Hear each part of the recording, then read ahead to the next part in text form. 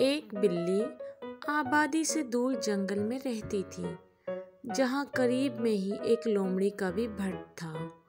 आते जाते अक्सर उनकी मुलाकात हो जाती थी, फिर घंटों आपस में बातें होती। लोमड़ी को अपनी चालाकी पर बहुत गुरूर था।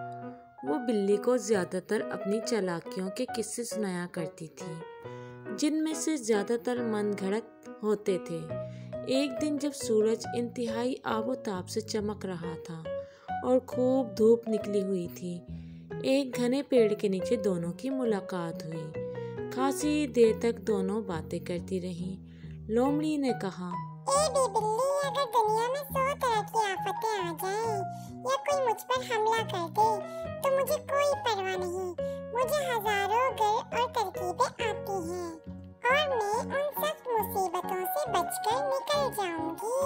लेकिन खुदा न खास्ता अगर तू किसी आफत से दो चार हो जाए तो क्या करेगी? बिल्ली बोली, हे बुआ, मुझे तो एक ही गिर और तरकीब याद है। अगर उससे चौंक जाऊं तो हरगिज मेरी जान ना बचे और मारी जाऊं। ये सुनकर लोमड़ी को बिल्ली पर बहुत तरस आया और कहने लगी, मुझे तेरी हालत पर बहुत रहम आता है। मेरा जी चाहता है कि इन तरकीबों में से 3-4 तुझे भी बताऊं, लेकिन बहन, जमाना बहुत खराब आ गया है, किसी पर भरोसा नहीं किया जा सकता। अभी वो दोनों ये बातें ही कर रही थी कि इन्हें शिकारी कुत्तों की आवाजें सुनाई दी, जो आवाजें बहुत करीब आ गई थी। ये आवाजें सुनकर दोनों घबरा गईं।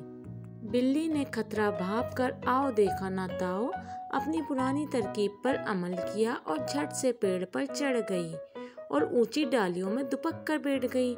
इसी दौरान कुत्ते इतने नजदीक पहुंच चुके थे कि बी लोमड़ी अपनी किसी तरकीब पर अमल न कर सकी। जरा सी देर में कुत्तों ने लोमड़ी को दबोच लिया और चीर फाड़ कर टुकड़े कर दिए। तो प्यारे बच्चों, आज की स्टोरी आपको अच्छी लगी है तो चैनल को सब्सक्राइब कर दें।